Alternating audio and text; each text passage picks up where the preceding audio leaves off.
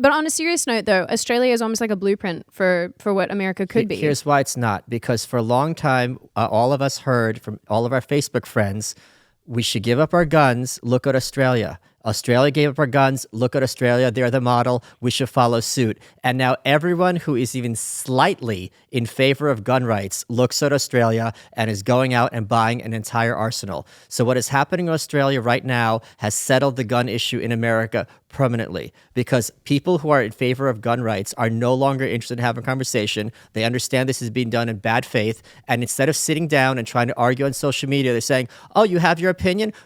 Some school shooting, therefore that affects me and my family. Cool. I'm going to head to the store, stock up on guns and ammo, and we're not going to talk about this any further. And the best answer to gun control legislation isn't other legislation, it's gun proliferation. And that's exactly what's happening in America. And this is why I have so much more hope for America than I do for your prison colony. And this is why he's saying we're winning. And I have to tell you, because this is why I would say I would have to agree with you on some nodes here. The fact that not only would I end up wanting to intentionally invite somebody with anarchist views on my show, but that I would like him is showing you an interesting thing where they used to, like you would say, have us divided into groups. What we're doing now is when we're divided, we are weak. People who are in groups and divided are going, okay, my group sucks. And the conservative right absolutely has blown it. They've been so busy trying to be Puritans and prove who's this or that. Even now are you based or are you not based? It's like, bro, I want to win, not lose. Well, that's because you're not based. No, I want to win and not lose. No, I want to win. I want to win and not lose. He's cringe. Yeah. He's not. Yeah, he's totally cringe. Yeah, I know. Here we go. But what I meant is that they're so worried about these categories of like, are you this or are you that? Here's the deal. I want to find a solution and I want to win. And I want to take this shit back fast. And so you know what? I will work with someone who's a little cringy or something if they're going to win and they're going to do what it takes. Because just because you're based and you have all the right views and you say all the right things doesn't mean that you have the balls to actually go and put your life on the line and do something.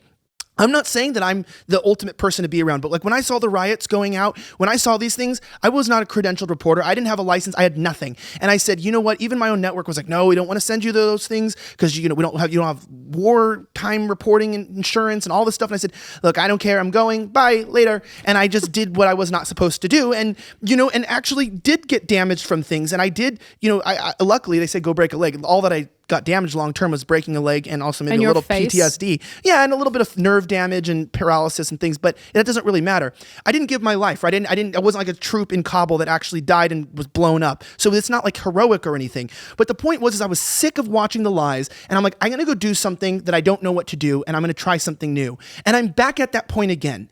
Because ultimately when I look back, Michael, this is what pisses me off. When I look back and I thought during the middle of all this, I'm like, I'm doing good work. A lot of people are doing good work. We're getting this truth out there. I look back and I look at the way that they've written history and I go, they basically undid all of our work. The mayors are going, even if DC Bowser's like, there was no rioting in our city. There just didn't happen. And I'm going, basically I felt helpless for a second. And I'm back at the point going, okay, going out and filming this stuff, capturing this stuff. People know what's happening now. What the hell do we do? Where do we go from here? I'm sitting in a room with an anarchist from Brooklyn looking to him. From Austin, so much better. From Austin saying, I want to work with you. I got to figure this out. I don't know what to do.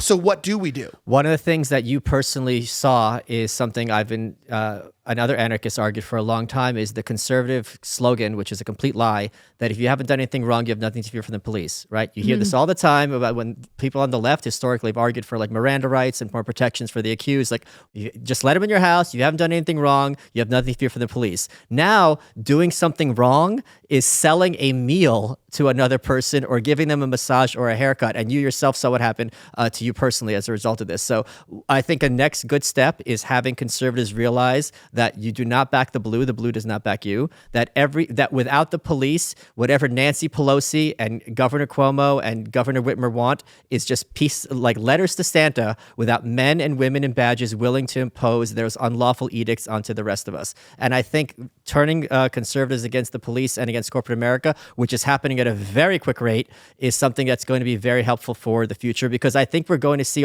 now that the hard left has brought defund the police into the mainstream, there's going to be right-wing alternatives, which is to have things like more of an armed population and less of a centralized police force and options like that. I just want to come back to the Australia thing real quick Sure. because you've like pressed a nerve. I want to just disagree with you for a second here because firstly, I think the thing about the guns is a bit of a false equivalence, if I'm being completely honest with you. But the other thing too is that Well, can you explain how? I'm interested in hearing. So when we talk about guns in Australia, the conversation is completely different. It was never a thing when you have a country that was not founded through effectively, a civil war. Sure. So Australia was not founded that way in any capacity. And I know people are probably bored with this conversation in the Australian sense. I know people have been badgered with it. But I think that I guess the main point that I want to make here, and I hear what you're saying, please don't misunderstand me. I totally hear what you're saying. But I think the thing is that people look at countries like Australia, Venezuela, blah, blah, blah, and they go, okay, cool. But it makes them complacent. And I think that's the thing is like, I hear what you're saying, but I think that people look at and they go, that's not happening in my country, so it's fine. And in fact, they do nothing as a result. I don't think people are looking at the footage from Australia and saying they're fine. I think they're looking at saying there but for the grace of God. But they do nothing in terms of pushing forward their own views and ideas that might better their own country and safeguard them against the things that might happen in my home country. And again, the only reason I'm bringing this up is because you definitely touched a nerve. No, I hear what you're saying. I do think more people need to be more active and push back and figure out effective ways to push back. Mm-hmm. My point about the Australia thing, and maybe this is something you weren't privy to, is Americans are beaten over the head with the idea that Australia is a healthy model for it's terrible for taking out gun control. They emulate it in this most bizarre way, but it's also because again people have no comprehension of the gun issue in Australia, which was we never had a gun problem to begin with. The 1996 recall of guns where people had to turn their guns in, 30% of them were turned in. The majority of people did not turn them in, and the guns that were turned in weren't the ones that were actually even used in mass shootings in the first place. And even now we have this similar or comparable amount of mass shootings in the country that we did prior to 1996. So it's like, but they don't care about facts. This is just they're also fetishized. Part of leftism is fetishizing the other. Yeah. So it's like if it's Belgian chocolate, it's French chocolate. It's always going to be intrinsically better than American chocolate in their mindset. And this is also why they also invoke Sweden. Most of these people who talk about how great Sweden is and how we should have democratic socialism like Sweden is unaware of how free market the Sweden economy is in many ways, and also couldn't find Sweden on a map.